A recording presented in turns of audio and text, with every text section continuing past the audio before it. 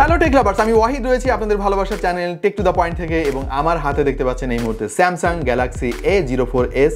খুবই স্পেশাল একটা ফোন, কারণ এই ফোনটা আপনি কোথাও পাবেন না। এই ফোন কেনার জন্য আপনাকে দারাজে ভিজিট করতে হবে। সামনে দারাজের 11/11 ক্যাম্পেইন চলে আসছে এবং সেই ক্যাম্পেইনে এই ফোনটা অ্যাভেলেবেল হবে, অলরেডি অ্যাভেলেবেল আছে যদিও।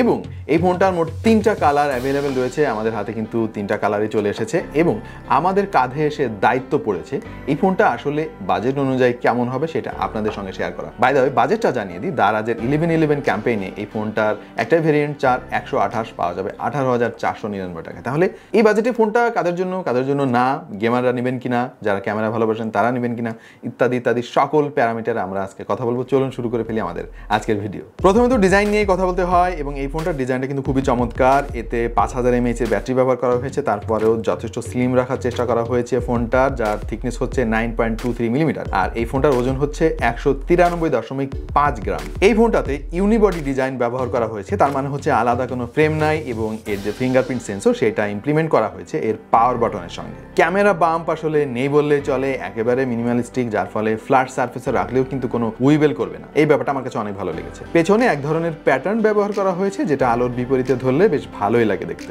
আর এই ফোনটা নিচের দিকে রয়েছে type C port, main microphone, 3.5 millimetre headphone jack এবং লাউড স্পিকার গ্রিল। ওপরের দিকে একটা সেকেন্ডারি নয়েজ ক্যান্সেলিং মাইক্রোফোন দিয়েছে তারা, থ্যাঙ্কস ফর দ্যাট। বাঁদিকে রয়েছে সিম কার্ড এবং মেমোরি কার্ড স্লট। ডান দিকে বরাবরের মতো রয়েছে ভলিউম রকার এবং পাওয়ার বাটনের সঙ্গে ইন্টিগ্রেট করা ফিঙ্গারপ্রিন্ট সেন্সর। ফোনের ডিসপ্লের দিকে তাকালেই প্রথমেই আপনার নজরে আসবে এর ডিউডপ নচ, যেটা অবশ্য আমার কাছে মনে হয়েছে যে 2022 সালে এসে যদি 5 হোল দেওয়া হতো দেখতে আরো বেশি সুন্দর হতো। তবে এর বেজেলটা আমার মনে হয় আর একটু কমানো যেতে পারতো, বিশেষ করে বটম বেজেলটা বেশ খানিকটা নজরে পড়েছে আমার। বাই দ্য ওয়ে, ডিসপ্লেটা খুবই চমৎকার, এই ব্যাপারে কোনো সন্দেহ নাই। এখানে 6.5 ইঞ্চি একটা ইনফিনিটি ভি ডিসপ্লে ব্যবহার করেছে স্যামসাং, যার রিফ্রেশ রেট আবার 90 হার্জ। এটা ওয়েলকামিং লেগেছে আমার কাছে। তবে ব্রাইটনেসটা মনে হয় আর একটু বাড়ানো যেতে পারতো। আমার কাছে ব্রাইটনেস মনে হয়েছে আউটডোরে একটু স্ট্রাগল করতে হবে আপনাকে। এইচডি প্লাস রেজুলেশন তারা এখানে প্রোভাইড করছে। এনিওয়ে, এই ডিসপ্লেটার ভিউইং অ্যাঙ্গেল, টাচ রেসপন্সিভনেস সবকিছুই আমাদের কাছে ভালো লেগেছে। জাস্ট আর একটু শার্পনেস হলে বেশ ভালোই লাগতো এবং ডে লাইটে এর ভিজিবিলিটি আর একটু বাড়ালে বেশ পরিপূর্ণতা পেত। এই ফোনটাতে স্যামসাং এর নিজস্ব যে চিপসেট সিরিজ এক্সিনোস তার 850 ব্যবহার করা হয়েছে, যেটা 8 ন্যানোমিটারের আর্কিটেকচারে তৈরি করা। সেই সাথে ব্যবহার করা হয়েছে অক্টাকোর সিপিইউ, যার ম্যাক্সিমাম ক্লক স্পিড হচ্ছে 2.0 গিগাহার্টজের। জিপিইউ হিসেবে পেয়ে যাবেন মালি G52। Out of the box এই ফোনটাতে পেয়ে যাবেন অ্যান্ড্রয়েড 12, সে সঙ্গে ব্যবহার করা হয়েছে One UI Core 4। অনেকে বলে থাকেন যে এই মুহূর্তে iOS এর পরে বেস্ট ইউআই হচ্ছে One UI, যেটা খুবই অপটিমাইজড, হার্ডওয়্যারের সঙ্গে খুব চমৎকারভাবে একটা মিল বন্ধন করতে পারে এবং তেমন কোনো বাগ নাই, ভাল্লুকও নাই। সুতরাং সফটওয়্যারের কথা যদি চিন্তা করি তাহলে এই ফোনটাতে দারুণ একটা এক্সপিরিয়েন্স আপনি পেতে চলেছেন। আমরা এই ফোনটা দিয়ে AnTuTu টেস্ট করেছিলাম এবং স্কোর এসেছে 1,25,804। গিগ বেঞ্চে আমরা সিঙ্গেল করে স্কোর পেয়েছি 153 এবং মাল্টি করে পেয়েছি 582। ওয়েল, এই স্কোরটা কিন্তু কাগজে কলমে খুব একটা বেশি সেটা আমি বলবো না, কারণ এই বাজেট রেঞ্জে মার্কেটে হয়তো আরও অনেক ফোন আপনি পেয়ে যাবেন যেগুলোতে আরও অনেক স্কোর আপনি পাবেন। কিন্তু প্র্যাকটিক্যাল লাইফে এই ফোনটা আমাদেরকে হতাশ করে নাই, আমরা খুব ভালো এক্সপিরিয়েন্স পেয়েছি। যদিও মাল্টিটাস্কিংয়ে এসে মাঝে মাঝে একটু স্ট্রাগল করতে দেখা গিয়েছে এবং অ্যাপ ওপেনিং টাইমও একটু স্বাভাবিকের তুলনায় বেশি মনে হয়েছে আমাদের কাছে, বাট ওভারঅল এর সফটওয়্যার এক্সপিরিয়েন্স আমাদের কাছে বেশ ভালোই লেগেছে, কারণ কোনো ঝামেলা আমাকে পোহাতে হয়নি। আমরা এই ফোনটা দিয়ে গেমিং ট্রাই করেছিলাম এবং আমাদের এক্সপিরিয়েন্স বলছে এইটাকে আসলে গেমিং ফোন বলা যাবে না, বা আপনাদের মধ্যে যারা হেভি গেমার তাদেরকে এই ফোনটা আমি রিকমেন্ড করবো না, কারণ হলো এর প্রসেসর আসলে হাই কনফিগারেশনের গেমগুলো খুব ভালোভাবে হ্যান্ডেল করতে পারে না। আমরা ফ্রি ফায়ার ট্রাই করেছি, পাবজি এবং অ্যাসফল্ট 9 এর মতো গ্রাফিক্স ইন্টেন্সিভ গেম ট্রাই করেছি এবং আমাদের এক্সপিরিয়েন্স ছিল মডারেট। তবে নর্মাল যে সমস্ত গেম রয়েছে, 2D গেম বা ওভারঅল আমরা যে সমস্ত ডে টু ডে লাইফে ছোট ছোট গেম খেলি, সেই সমস্ত গেম খেলতে খুব একটা সমস্যা হবে না। তাছাড়া ডিসপ্লেটা বেশ বড়, মাল্টিমিডিয়া এক্সপিরিয়েন্স চমৎকার পাবেন। পেছনে 3টা ক্যামেরা ব্যবহার করা হয়েছে। একটা হচ্ছে 50 মেগাপিক্সেলের মেইন সেন্সর, 2 মেগাপিক্সেলের একটা ম্যাক্রো সেন্সর রয়েছে, সেই সঙ্গে রয়েছে 2 মেগাপিক্সেলের একটা ডেপথ সেন্সর, আর সামনে 5 মেগাপিক্সেলের একটা সেলফি ক্যামেরা ব্যবহার করা হয়েছে। তবে আমি যে জিনিসটা মিস করেছি সেটা হচ্ছে একটা আলট্রা ওয়াইড সেন্সর। এই জিনিসটা দেওয়া থাকলে ডেফিনেটলি ছবি তোলার এক্সপিরিয়েন্সটা আরও বেটার হতো।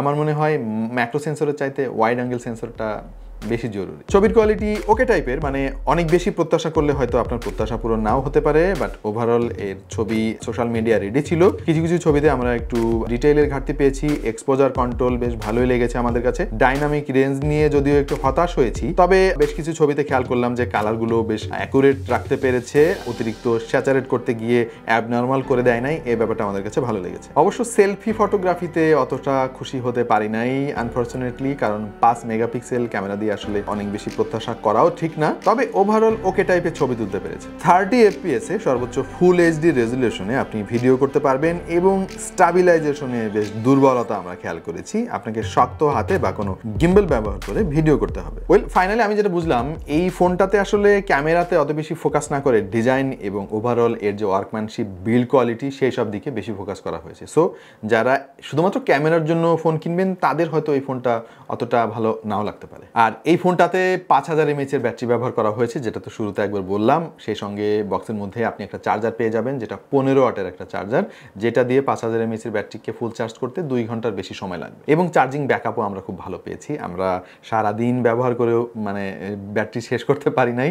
সুতরাং আপনারা যারা হেভি ইউজ করেন তাদেরও কিন্তু মানে ফুল ডে সাপোর্ট দিবে এর ব্যাটারি, আর যারা নর্মাল ইউজার তারা অনায়াসে 2 দিন এই ফোনটাকে চালিয়ে নিতে পারবেন। এইটা বেশ ভালো একটা দিক। এর যে ফিঙ্গারপ্রিন্ট সেন্সর ব্যবহার করা হয়েছে এইটা ঠিকঠাকই কাজ করেছে, তবে একটা ব্যাপার আমি খেয়াল করলাম যে ওয়ান ট্যাপে ফোন আনলক হচ্ছিল না, এখানে 2 বার ট্যাপ করতে হয়। এটা কি আমাদের ইউনিটের প্রবলেম নাকি ওভারঅল এই মডেলের সবগুলো ফোনে এই একই ব্যাপার? আই এম নট শিওর, আপনারা একটু কমেন্ট করে জানাবেন। আর এর যে লাউড স্পিকার ব্যবহার করা হয়েছে সেটা যথেষ্ট লাউড ছিল, যদিও 75%-এর উপরে যদি বাড়াতে চান তখন হালকা ডিস্টোর্ট খেয়াল করবেন আপনি। ওভারঅল খুব লাউড এন্ড ক্লিয়ার আমরা সাউন্ড কোয়ালিটি এর কাছ থেকে পেয়েছি। অফিসিয়াল ওয়ারেন্টি সহ এই ফোনটা দারাজের 11/11 ক্যাম্পেইন উপলক্ষে পাওয়া যাবে 18,499 টাকা। মোট 3টা কালারে অ্যাভেলেবেল এই ফোনটা। আমার পার্সোনালি এই কালারটা অনেক বেশি ভালো লাগছে, সাথে সাথে আরো 2টা কালার আপনি পেয়ে যাবেন, যদিও ক্যামেরা হয়তো খুব ভালোভাবে বোঝা যাচ্ছে না। এনিওয়ে 18,499 টাকায় এই ফোনটা কেমন হবে, এই প্রশ্নের উত্তর সরাসরি দেওয়া খুব মুশকিল, কারণ এক একজনের পছন্দ এক এক রকম। দেখা যাচ্ছে যে কেউ খুব ভালো ডিজাইনের শক্তপোক্ত একটা ফোন খুঁজছেন, যার আসলে স্পেক নিয়ে এত মাথা ব্যথা নাই, গেমার না, এবং আসলে এত বেশি ছবিও তোলেন না, তাদের জন্য এই ফোনটা আসলে চোখ বন্ধ করে রেকমেন্ড করা যায়, কারণ খুবই চমৎকার ডিজাইন, এর যে বিল্ড কোয়ালিটি মার্কেটের অন্যান্য ফোনের চাইতে অনেক অনেক বেটার, এ কথা আসলে চোখ বন্ধ করে বলা যায়। পাশাপাশি এর যে ওয়ারেন্টি পলিসি, স্যামসাংয়ের কাস্টমার কেয়ার সার্ভিস কিন্তু খুবই চমৎকার, কোনো প্রবলেম হলে খুব দ্রুততম সময়ের মধ্যে আপনি সাপোর্ট পাবেন। আর একটা ব্যাপার, এই ফোনটা দারাজ থেকে অর্ডার করলে আপনার লাভ কি? অনেক লাভ আছে। প্রথমত ব্র্যান্ড ওয়ারেন্টি আপনি পাবেন, অথেন্টিক প্রোডাক্ট দারাজ আপনাকে প্রোভাইড করবে। বাংলাদেশের যে কোনো জায়গা থেকে আপনি চাইলে অর্ডার করতে পারেন, তারা কিন্তু ক্যাশ অন ডেলিভারিতে হোম ডেলিভারি করে, এবং ইএমআই ফ্যাসিলিটি কিন্তু আপনি পাবেন দারাজ থেকে অর্ডার করলে। অনলাইনে অর্ডার করা প্রোডাক্টে আসলে ইএমআই ফ্যাসিলিটি খুব একটা দেখা যায় না, দারাজ আপনাকে এই সুবিধাটা দিচ্ছে। যদি ক্রেডিট কার্ড থাকে তাহলে আপনি এই ফোনের টাকা অল্প অল্প করে মাসে মাসে শোধ করতে পারবেন, এটা বড় একটা সুযোগ। আর স্যামসাং পৃথিবীর 1 নম্বর ব্র্যান্ড, এটা অনেকেই অলরেডি জানেন, তাদের একটা ব্র্যান্ড ভ্যালু রয়েছে, ফোনের রিসেল ভ্যালু ভালো পাওয়া যায়, আর তাদের যে ওয়ান ইউআই এটা এই মুহূর্তে মার্কেটের সেরা ইউআই এর মধ্যে একটা। সো ওভারঅল এই ফোনটা আপনাদের মধ্যে যারা চমৎকার ডিজাইন চান, এভারেজ ক্যামেরা, ভালো ব্যাটারি ব্যাকআপ চান এবং লং লাস্টিং একটা ফোন চান, সফটওয়্যারে তেমন যন্ত্রণা দিবে না, তাদের জন্য আমার মনে হয় এই ফোনটা খুব ভালো একটা অপশন হতে পারে। আর চূড়ান্ত সিদ্ধান্ত তো প্রিয় দর্শক আপনাদের হাতে।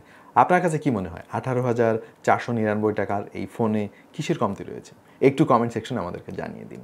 দেখা হয়ে যেতে পারে অন্য কোনো ভিডিওতে ভিন্ন কোনো বিষয় নিয়ে। সে পর্যন্ত সবাই ভালো থাকুন, সুস্থ থাকুন, আর দেখতে থাকুন টেক টু দ্য পয়েন্ট।